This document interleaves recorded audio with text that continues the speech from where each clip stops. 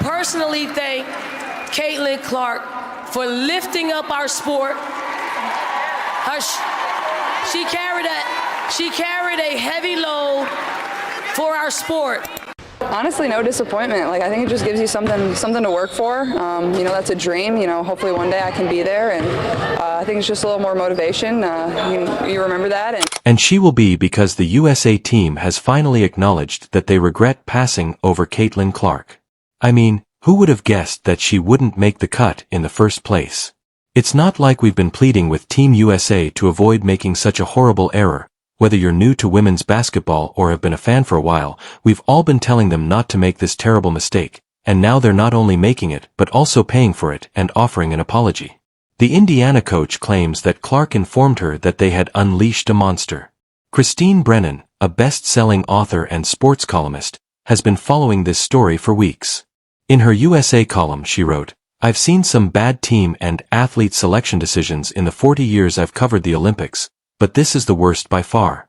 However, we probably shouldn't be surprised, as we've known for years that the last amateurs left in the Olympic Games are the people running them." Jam Hill, a contributing writer for The Atlantic, said, "People need to stop panicking and putting so much weight on every single decision, but you also said that she will eventually make an Olympic team, and I agree, yes, she will, as the USA already regrets not selecting her, one of the main reasons that they should regret in the end." Stephen A. Smith made a point that I agreed with when he stated that comprehending the marketing part of sports is vital. This is how they failed on the marketing front. I ain't apologizing. You make decisions, marketing. I want people watching. I want eyeballs. I want advertising dollars. Why? Because he'll get paid. Y'all will get paid. And guess who else will get paid? You see where I'm coming from? That's what it's about. Stop acting otherwise. We know this. You don't sit up there and pass on Caitlin Clark. It was stupid, Team USA. It was a dumb decision. Everybody, there's always somebody that's a sacrificial lamb. I respect the hell out of Rebecca Lobo and what she broke down. I understand it. It was a stupid decision because it compromises what your ultimate goal is, which is to elevate the WNBA brand. Although I don't think he put it the best, I do agree with SAS that you don't need a business degree, a marketing major, or even a college degree to see that Caitlin Clark draws viewers. If she's drawing viewers, then adding her to the Team USA women's basketball team, which is watched worldwide, would only help women's basketball thrive. However, for some reason, she wasn't included, so I disagree with this clip. It shows that Diana Taurasi was strongly opposed to Caitlin Clark making a significant impact from the outset. Reality is coming. Okay. You know, there's levels to this thing, and that's just life. We all went through it. She hinted, without naming Clark, that Clark's success at the University of Iowa wouldn't translate to the WNBA right away. In addition, there was a theory that Cheryl Reeve had something against Clark when the Minnesota Lynx faced the Indiana Fever. Her demeanor made it clear that she wasn't the biggest fan of Caitlin Clark. It's all around the league. But as a coach of the home team, there's going to be a lot of people cheering for that other side. I mean, I'll get two shits. How about one? Not even one shit. Now, let me explain why Caitlin Clark was left off the Team USA squad for the 2024 Olympic Games. We were all shocked to learn that the 22-year-old was overlooked, but we now have an explanation thanks to the chair of the Women's National Team Committee, Jen Roddy. She explained that there was a comprehensive list of criteria used to determine who USA Basketball and Cheryl Reeve would take to Paris in July, and crucially, television ratings and popularity were not factors. This fact dealt two big blows to Clark's chances, as she's currently the most popular player in the WNBA, selling out venues and attracting large audiences. It might seem odd, especially since the entire Olympic Games hosting is a major marketing campaign for the host country. This has been a 3-year process for us. Resay's impact on the media. Caitlin and the other players that were left off the team were assessed based on their entire body of work.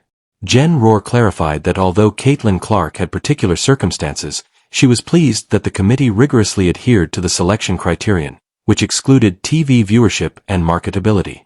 The committee was instructed to disregard outside influences and adhere to the established criteria when choosing the 12 players who will travel across the Atlantic for the bid to win an 8th consecutive gold medal and a 10th since 1984. Rohr emphasized that the committee's job was to select the 12 players based on these defined criteria.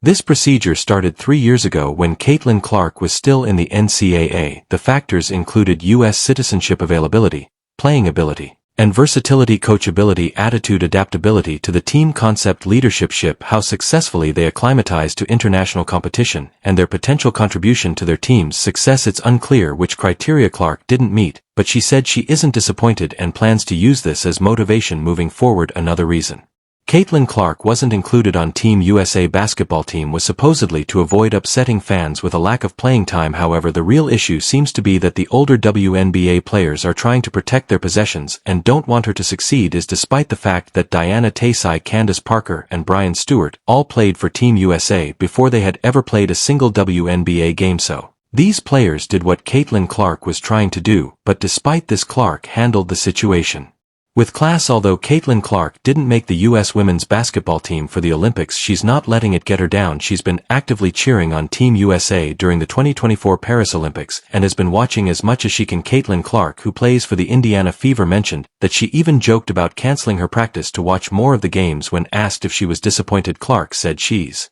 actually motivated. She sees this time as an opportunity to work harder and prepare for the next chance. 4 years comes fast, she said, reflecting on how quickly time passes. She's using this as a drive to start working towards her goal of being on the team in the future. Recently, Team USA played against Japan, and the attendance numbers highlight a notable issue. For comparison, with 27,200 spectators, the Spain vs. China match had the biggest turnout. When a fan held up a sign that said, "You need Caitlin Clark to beat us," it became even more hilarious. Nigeria vs. Australia had 24,023 live viewers, while Team USA's game had only 13,040, which is over 8,000 fewer than the average attendance in the early days of the games.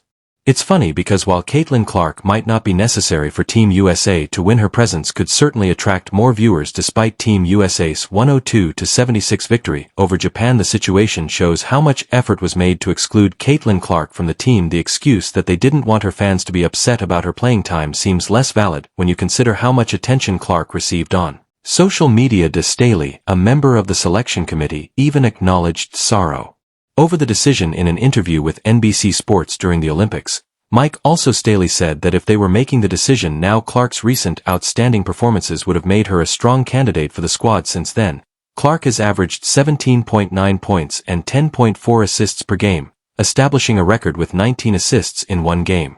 Staley's remarks imply that Clark's rejection from the Olympic squad may have been a lost chance, particularly in light of how her participation may have increased interest in Team USA's pursuit of their 8th consecutive gold medal. That's it for today.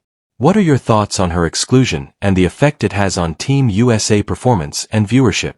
Do you think Caitlin Clark will make it to the Olympic team in 4 years? Please let us know in the comments below. Don't forget to like, subscribe, and hit the bell icon to stay up to date on all the latest news on sports and more. Clark and the Indiana Fever will play next on August 16th against Diana Taurasi and the Phoenix Mercury. Thank you for watching, and we'll see you in the next one. At the end of the day, Caitlin Clark being left off Team USA wasn't just a roster decision. It became a turning point for women's basketball, one that exposed how much the sport has evolved and how far the system still has to go. When you look at the declining viewership, the empty seats, the public backlash, and even the committee members expressing regret, it becomes clear that Clark's absence didn't simply remove a player. It removed momentum. Her influence stretches far beyond points and assists. She fills arenas, breaks TV records, inspires new fans, and brings an electricity to the game that you simply cannot manufacture. And the fact that Team USA's Olympic Games drew some of the lowest attendance numbers while fans held signs saying, "You need Caitlin Clark," tells you everything about the impact she has even when she's not on the court. Yet in the middle of all this noise, all the criticism, and all the drama, Caitlin Clark's response has been nothing but composure, maturity, and motivation. No complaining, no bitterness, no excuses, just a calm understanding that her time is coming. 4 years comes fast, she said, and that one line alone shows exactly why she's becoming not just a star, but a future icon. Meanwhile, the committee stuck to their criteria, insisting marketability and global reach weren't part of the decision. And whether you agree or disagree, the world has already made up its mind. Fans know what she brings. Broadcasters know what she brings. The league knows what she brings.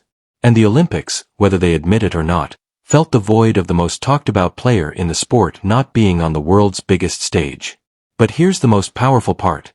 Caitlin didn't just watch Team USA. She supported them, studied them, and used every moment as fuel. And when you consider how rapidly she's improving, how quickly she's breaking records, how effortlessly she dominates the spotlight, you can't help but wonder what the next 4 years will look like. Will Team USA's roster decisions evolve with the new era of the WNBA? Will her massive global following shape future selection debates? And will Caitlin Clark return to the Olympic conversation not just as a candidate, but as the face of the team? Because if history has taught us anything, it's that athletes who face moments like this don't fade, they come back louder, stronger, and more unstoppable than ever. But now it's your turn. What do you think? Did leaving Caitlin Clark off the roster hurt Team USA's performance and viewership? Was this a missed opportunity to grow the sport on a global stage? And do you believe she'll not only make the next Olympic team, but dominate it when she gets there? Drop your thoughts in the comments. Your voice is a huge part of this conversation. If you enjoyed this breakdown, be sure to like, subscribe, and hit that notification bell so you never miss our latest sports deep dives, breaking updates, and exclusive analysis. Thank you so much for watching, thank you for supporting the channel, and as always, we'll see you in the next one.